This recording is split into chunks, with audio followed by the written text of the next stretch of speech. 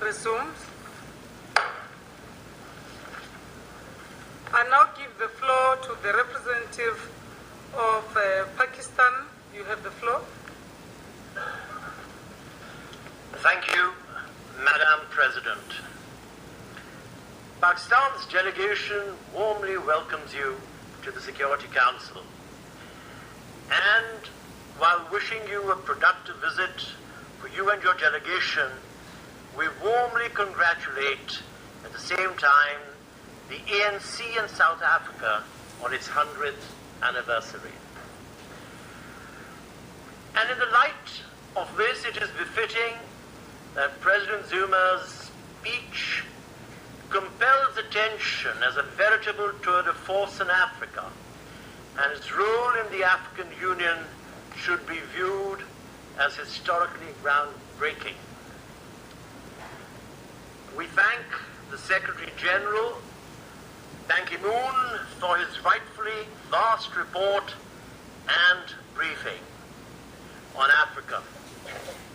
We also thank the distinguished foreign ministers of Azerbaijan, Colombia, Guatemala, Kenya, as well as the African Union Commissioner for their participation and important statements. And we welcome the distinguished representatives who've come from China, France, Germany, Portugal and Togo in today's debate. Africa continuously defies its detractors, not only by progressing, but committing itself to the challenges of peace and security, including the building of bridges with the International and Regional Committee of Nations.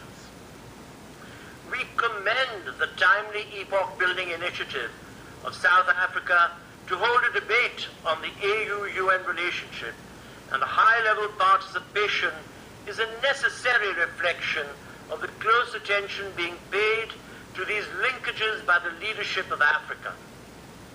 After all, this is the nation that gave the world the concept of transitional law and then peacefully upheld the rule of law in a manner that humanity can learn from.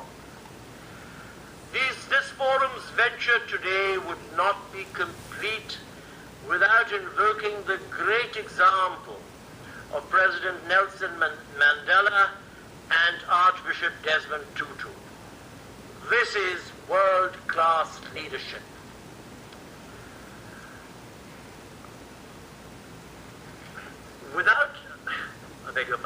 Asia and Africa are bound by strong interlinkages of history and friendship.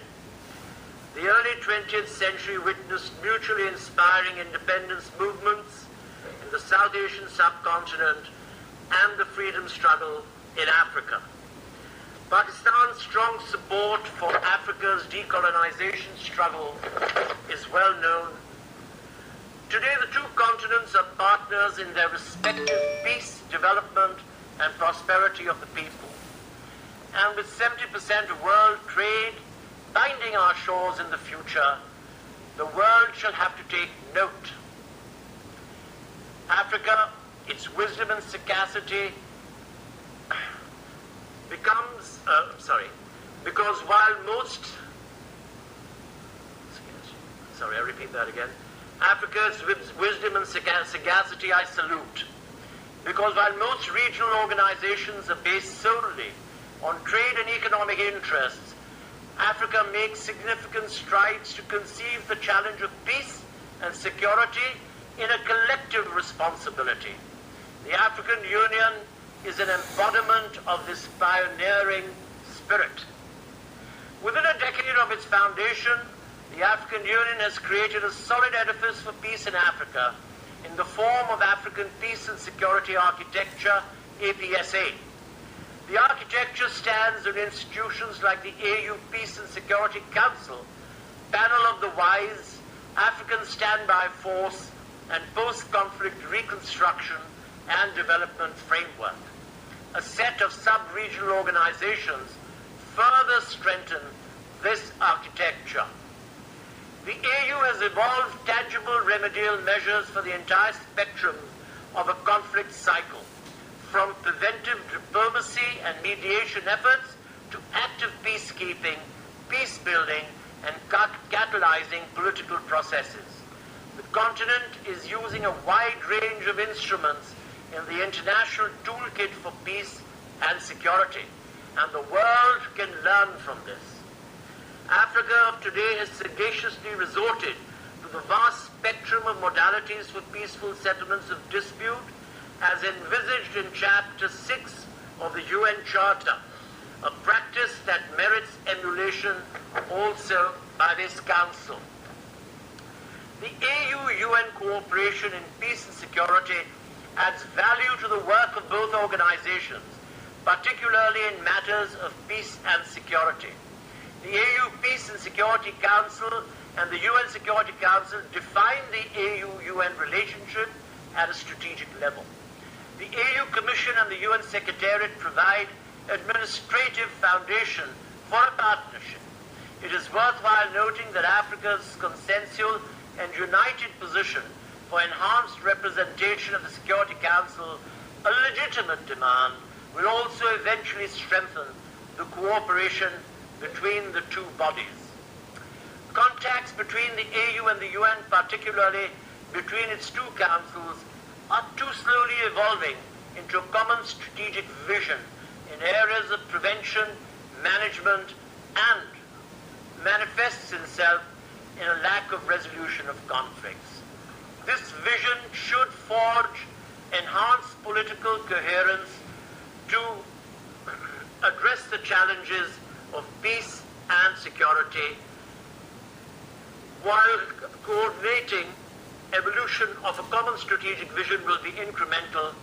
We believe that an expressly targeted focus on three areas will enhance further the cooperation between the two bodies.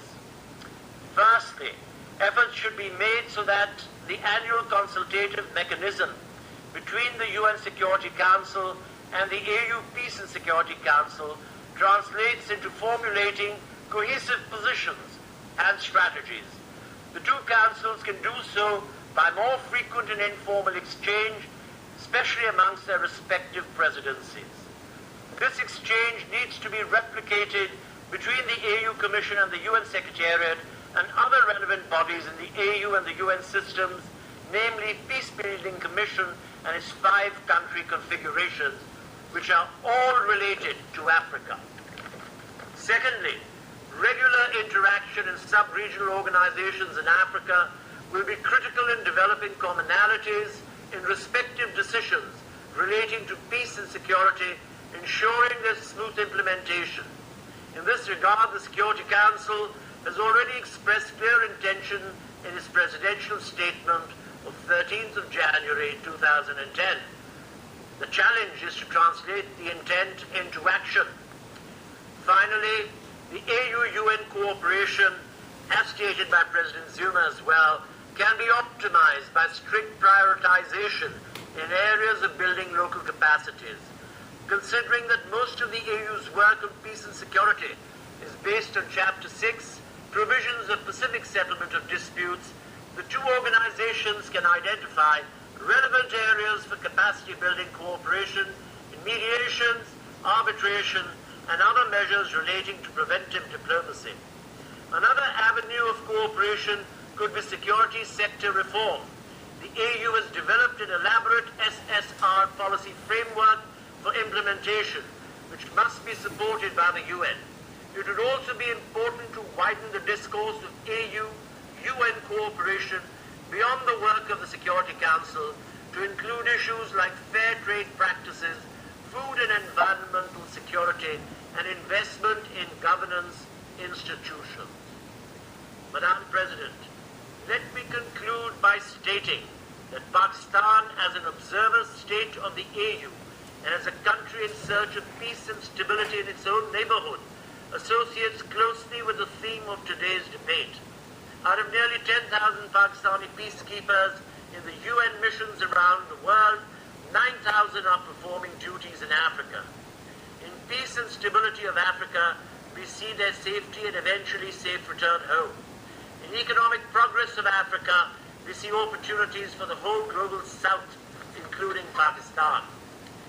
We hope that today's debate and high-level participation, together with the Security Council resolution, will further concretize the modalities of the AU-UN cooperation and pave the way of constructive collaboration.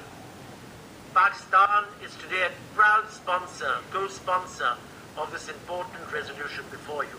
I thank you, Madam President. I thank the representative of Pakistan for his statement.